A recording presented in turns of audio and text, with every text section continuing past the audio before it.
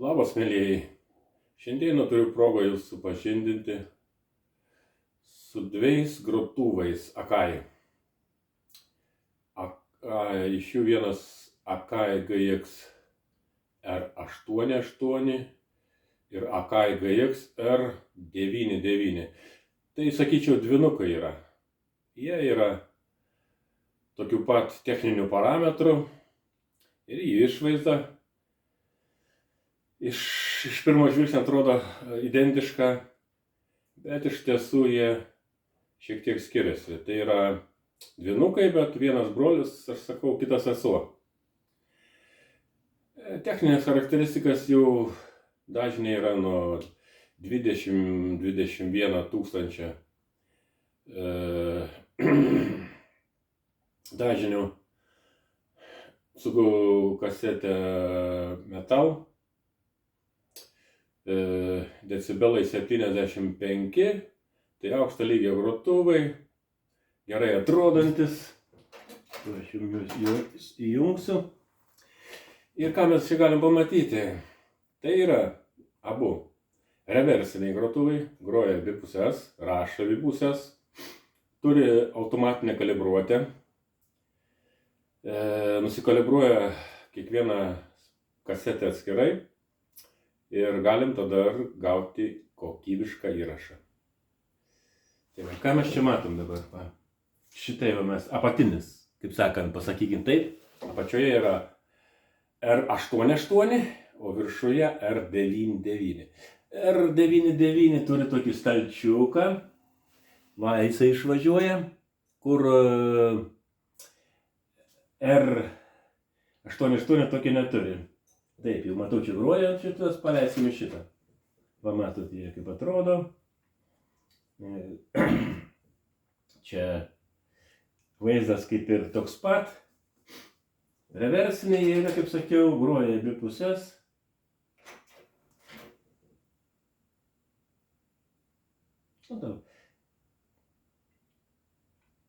Tai va. Grotuvai yra patikimi, aukšto lygio tikrai. Aišku, reikėjo man daug čia rankų pridėti prie jų, reikėjo jau truputėlį ir parestauruoti, pabraižyti biškiaus. Žinot, kiek jau metam, jie 80, kaip rašo, 84-87 metų leidimas jų buvo.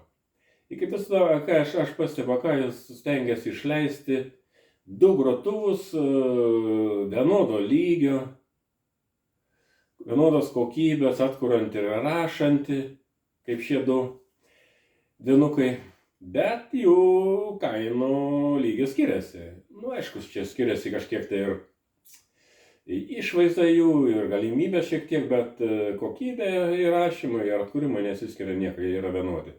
Taip pat galiu pasakyti, kai buvo išleistas Akai GX95 ir Akai GX75.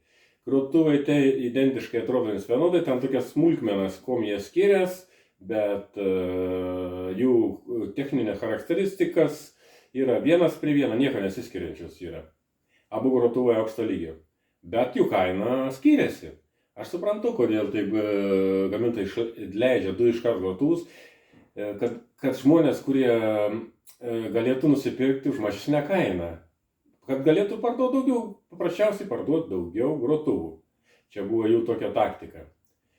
Tai va, ką mes šiandien turim?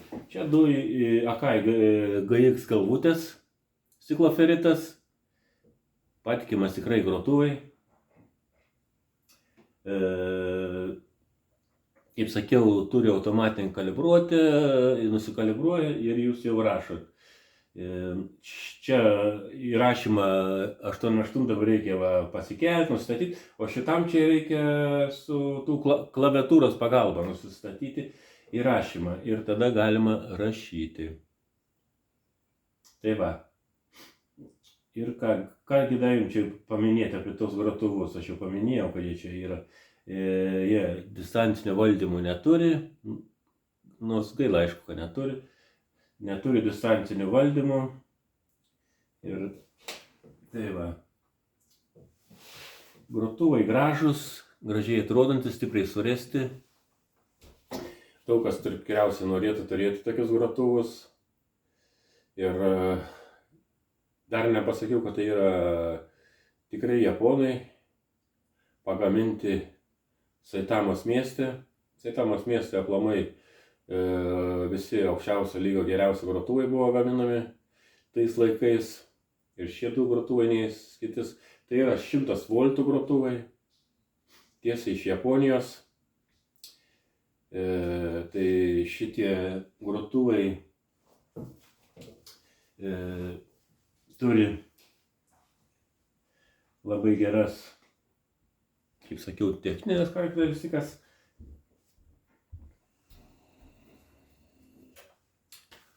Nežinau, ką čia jums dar daugiau papasakoti apie tą grotuvą, taip bendrai prabėgęs jums papasakojau, o čia jau jums ir spręsite, tai geras ar blogas grotuvas. Mano manimu, kad geras grotuvas, tai jų čia reikia spręsti apie tai. Ir aš šiandien tą vaizdą norėjau kelti dėl to, kad ne visada aš turiu tokius galimybės įkelti tokius du gerus grotuvus vienu metu, tai kažkas kažkur tai juos man nupirks, kažkur nebeliks, negalėsiu iš jų parodyti. Tai va, aš juos šiuo metu parduodu tos grotuvus, jeigu kam įdomu, prašom rašykit, kreipkitės. Mano elektroninis paštas a.laurūnas@gmail.com. Tai ką, mielieji, iki kitų kartų. Čia buvo Laurūnas.